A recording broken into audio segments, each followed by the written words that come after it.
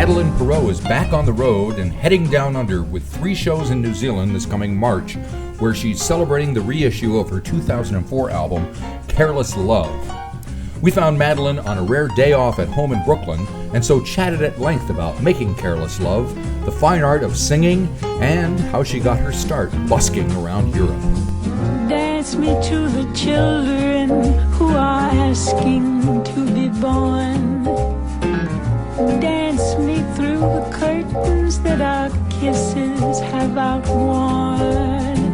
Raise a tent of shelter now, though every thread is torn. Dance me to the end of love. I lived in France, and then when I was about 16, I joined a street band, and we drove around Europe in the car and played a bunch of places, and we stayed mostly in colder countries. Right. The colder countries have had, more change to throw at us. Oh, right. Well, that's I think. interesting. Must have been for a teenager, that's quite an eye-opening experience, wasn't it? Yeah, I mean, it was insular. I still think of my life as a musician as being insular. Maybe, it's because I'm very self-taught, and I'm constantly just trying to figure out what's going on with Right. the music, so that I don't realize the world is going to continue to change. Right. You're always looking for the most classic. Well, some of us are looking for the thing that's classic in music, not classical, but just that could live in a timeless place in a Right. meaningful way, and yet still be stylistically, dynamic. And so I'm still doing. Right. Well, I guess when I come to New Zealand, I'll be doing, stuff that I recorded almost 20 years ago. Yes. How do you feel about that? I'm very happy. Well, I'm happy about all of that. I'm happy about coming to be, down under and the others back in. I mean, it's amazing that I get to come back down there. It's it's a big distance, and all the traveling that we're doing now it's all the more amazing every day that we yes. can go places. And this music has been, I've been now performing the re-release of the record on the road Right. since we all opened back up again in this year. So it's been almost a year. Gotcha. So Yeah. because Careless Love was originally released, like 2004? There's an expanded version. How much did you have to do with the expanded version and choosing the live show that comes along with it and all that stuff? Not very much. All right. We didn't have a lot of options. I did pick the show, but it was that show was from 2005 or 6 or something. Yep, in Spain, right? Yes, and it was a very happy memory for me. I would have preferred to put out something more recent, Right. to show the contrast. But I suppose that not everybody likes that kind of thing. I do. Well, I would like- want that. Otherwise you're just getting the same thing over again. So contrast is good. So what kind of contrast do you think, in your own mind and the way you were performing these songs, what will people hear as the contrast? When I play live, you mean? Yep. Oh, I think you're going to hear more wisdom and better showmanship and more spontaneity, but I'm much more comfortable with an audience. That's Right. going to be obvious to me right away, not to everybody else. Sure. But musically, I call it wisdom and depth and richness of tone and backstory, and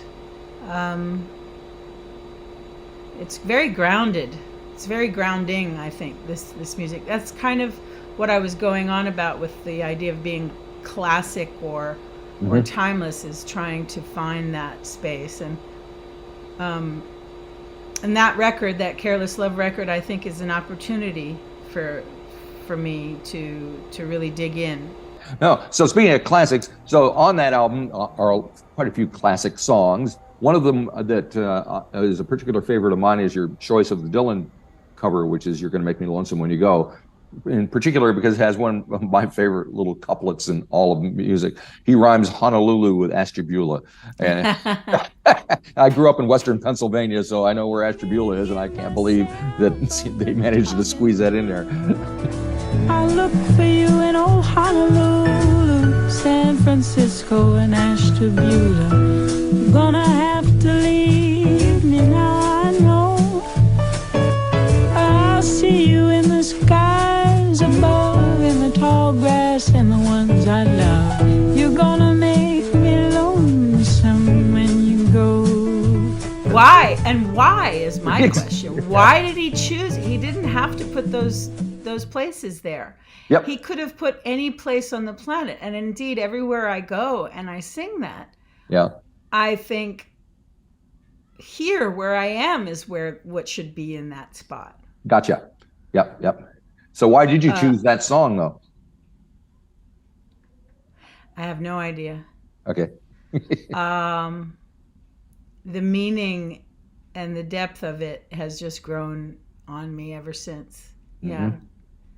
I think at the time I was constantly looking for a way to take all of these syllables, these very syllabically rich, conversational,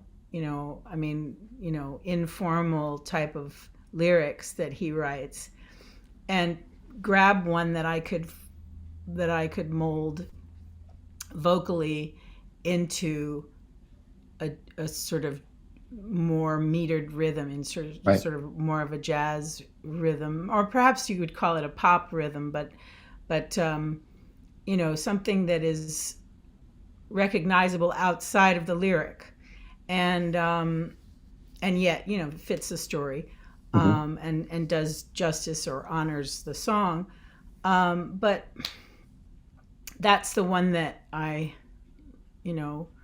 I've tried a few others, and some of them are, the songs are, so there are other songs that I could have chosen. One of the ones I really wanted to do at the time was Mama, You've Been on My Mind. That was very, because again, with this poetic, there's a lot of tactile consonants and music in the words themselves. Yep. But it was really, frankly, the Ahmad Jamal rhythm that came from his music that created that recording that we did. The points. It was the Poinciana was the song. That don't, and that really was what influenced the fact that we ended up doing that. It was a song I was learning of Dylan's at the time. That's kind of what happened. Cool one. Sorry. So I think it's interesting because obviously as a vocalist, you're thinking about what song you want to cover. You're thinking in terms of syllables and consonants and how I'm sure almost how it feels in your mouth to sing it. Is that fair enough? And because a listener doesn't think about those things. It's, yeah. And again, like, that's a really intuitive thing because everybody's voice is different, and Sure. all the things that go into making a singing into making a vocal sound are related to the way your body was built. It's Right. That's just how you're going to sound, and there are so many things that I think, especially when I made that record, I was realizing I can't do that, and I can't do that, and I can't do that, and I can't do that. Okay, I'm not doing that. Okay. You know, I think when I first started singing in my teen years, the idea was, I'm going to try to do that, and I'm going to try to do that, and I'm going to try to do that. And then when I was in my 20s, I was like, what am I doing? And then when I was basically, I would think I was 30 when I made that record. And that's when I got to the point where I thought, no, I can't do that, and I can't do that. And now I'm pushing 50, and I'm pretty much, I feel like everything's okay. Well, you know, 50 is a new 30 in terms of anyway. Knowing what I... It's just in terms of what you know and you don't know. Right. I think you get to the point when you're 50. At least that's what George Carlin said. That's good enough for me. He said, when you're 20, you think you know and you don't know. When you're 30, you know, but you don't know you know. No, wait. When you're 30, you still don't know anything, but you don't know anything. When you're 40, you know something, but you don't know you know something. And when you're 50, you know, and you know you know. And then you have some fun. That's all I remember. I love that one. Did I mess it up? No, I think you got it. That makes perfect sense. So that's interesting, because obviously you're talking about the way you sing and the way and is everybody's built differently, so that's going to affect the way they sound and whatever. But also everybody changes over time as well.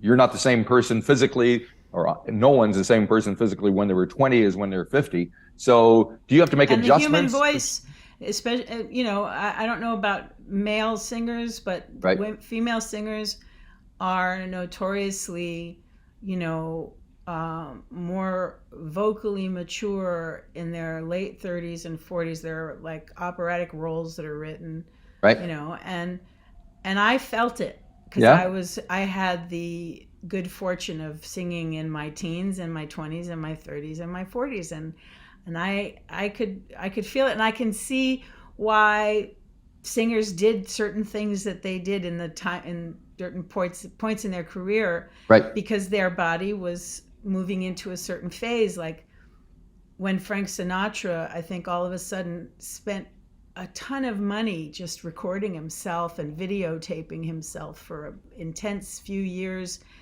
in between, when he wasn't with a label, or he wasn't with it was after Capitol and before. It was right around the time that he was 40. He was in his 40s, and there's this sort of urgency that I think he may have been feeling, because, you know, I feel like he went through periods, you know, and a lot of great singers, you can hear that. That's what I was talking about with contrast, you know, before, that it might have been interesting to see what I sound like 20 years later. But too much contrast for certain marketing machines is hard to manage. So for them, the contrast was the recording and then the live version a year later, and they were like, that's all the contrast we need. Gotcha. But I can stop rambling now. No. I'll ask a question though. So did you ask a question yet? I can't even remember. Can't get a word in. That's all right. I'm used to it. So with Careless Love, the original recording, it was produced. You had Larry Klein, and you had an amazing band, Dean Parks and Larry Goldings and all those folks, and Jay Bellerose. How would it be different if you were to make the same record now? Would you want to use those same musicians? Would you approach the songs the same way? Or would you even want to make this record again, or a different record, similar record? That's a really tricky one. I guess it's a good jumping off point, but what a weird question to me. It is strange. I mean, here's the thing. Yeah. Pardon the pun? What? Oh. No. Did I miss a pun? Come I don't think so. Larry Klein really, and I I don't know this for a fact, but I kind of know that it's true. I kind of believe that he would make the same record with Sure. me. I believe that he is. That record was really a product of our symbiosis. He said to me over the phone. I mean, I may be repeating myself again.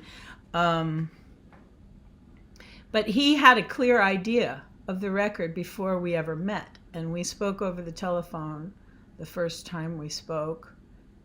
I said, what do you think we should do together? He lived in LA and I was in New York. We didn't have money to start meeting in person. So I was literally going to just vet a few producers over the phone. I said, I need you to tell me over the phone. I kind of challenged him. He said, I want to make a record that sounds like a dream of a record. Oh, that's a nice thought. Well, and I thought, is this just buttering me up or does he really mean something? Does this mean anything? And I said, what do you mean? And he tried to explain it. And he mentioned a few very clear, like, bullet points, like, Impressionism, minimalism, Miles Davis meets Debussy, and I'm like, well, what? And meets me, obviously put me into that mix. But this is a soundscape, and he was creating a soundscape. I think we both understood that he was going to sort of put me on into whatever this soundscape was going to be. I think. Mm-hmm. Nowadays, what's different is I'm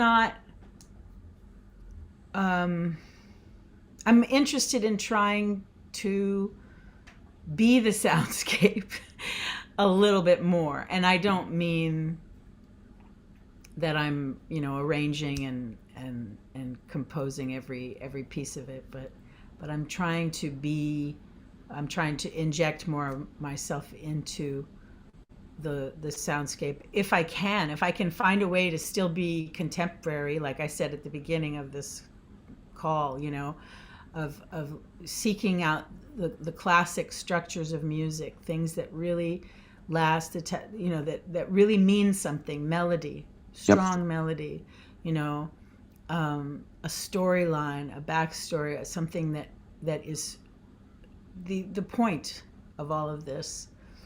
And in terms of the story of melodically and harmonically, and how that can tell a story with a beginning and a middle and an end, and what was I saying? And then seek out those classic elements that I have or can get somebody else to help me put together, and then but at the same time be awake to what's happening here and now. Right. If I can find a way to do that in any way, shape, or form, and I think that was the goal with Larry Klein. Both of I. Wow. God, I and I. Freudian slip. I and I. It's not ego much. Yeah. But I think that Larry and I were both seeking that marriage of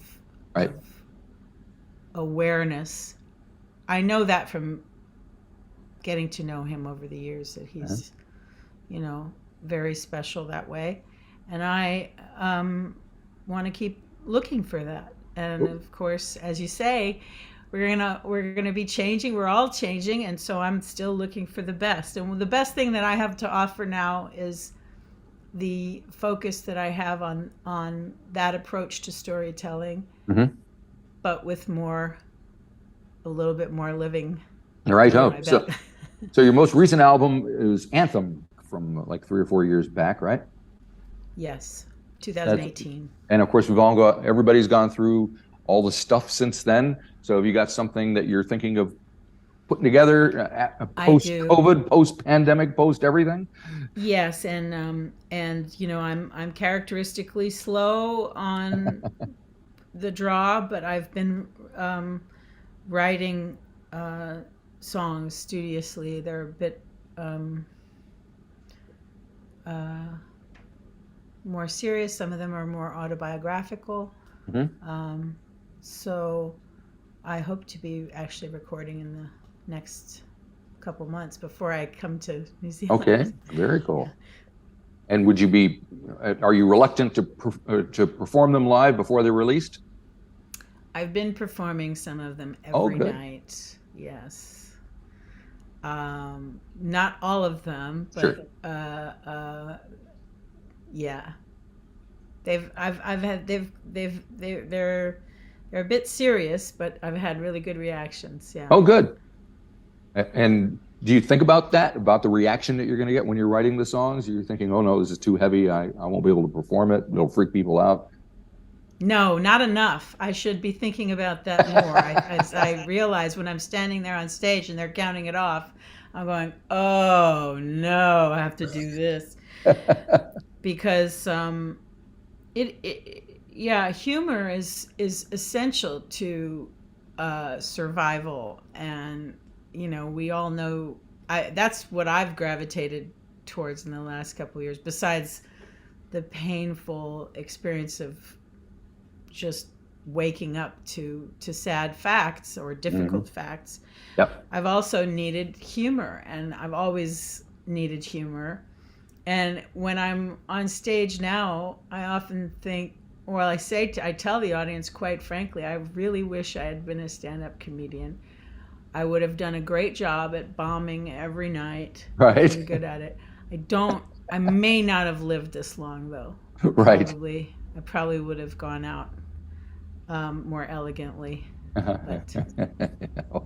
Yeah, well, it didn't work very well for Lenny Bruce. George Carlin's not around anymore either, is he? No. I mean, I don't think that you can spin that what they did. Richard Pryor, you name it. Anybody that's alive today, they're carrying a lot of weight if they're out there. If they're out there dealing with it, dealing with the world. Robin Williams comes to mind because. Oh yes. Yeah. So, yeah, probably not a wise career choice for you. I think you did well with the singing instead. I took care of myself. Yeah, I'm going to try to take care of others for a little while I still can. We really have been having great shows this year. Yeah. I mean, I think part of that is because how can you have a bad show in the world of today? If people are out there, they want this so bad. And I see you're playing in Auckland here at the Holy Trinity Cathedral. So really, yes. So it's quite the place. So what does that have to do with you when you see the environment that you're singing in, whether it's beautiful or a dump? How does that affect you?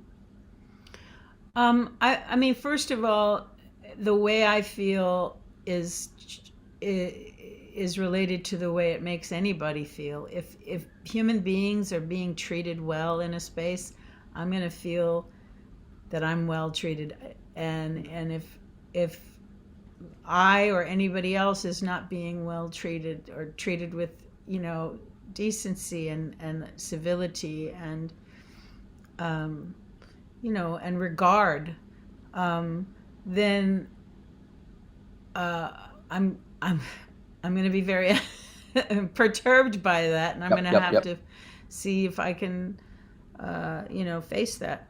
So a church, well, the first thought I have is, what are the acoustics like? The thing about churches is some of them have the best acoustics, but you're never allowed to make a sound in there unless you're part of the organization that that owns it. So it's a great opportunity to be able to sneak some secular music in there. For me, it's very exciting. On the other hand, there are some churches where you wouldn't want to have to put an amplifier and then. Right. So it should be very special being at the cathedral. So we'll see how it goes sonically. Yeah. No. I mean, look. Yes, I want if it's a beautiful space and people want to be there, then it's going to be all the more beautiful for me. Yay! I think that will be the case. Sorry if I took too long to get there. No, we've got all the time in the world. Doesn't matter. Very good. I see your cat's walking around behind. So. Oh yeah. Yeah, it was just behind his shoulder. They're like, what are you doing? Why are you talking to that computer? Yeah, I do attribute a lot to them, but I do realize sometimes they're just cats. They're just trying, just like us, there's a limit to what Sure. we can understand. Absolutely. Excellent. So thank you for spending all this time talking to me. I can't wait to see you again. I've seen you a few times here in New Zealand. Oh, I'm super honored. I hope I've given you something to Absolutely. listen to in your mind. Okay. Look forward to. Yes. Thank you. Have a great day. Bye, you too. See ya. Bye-bye.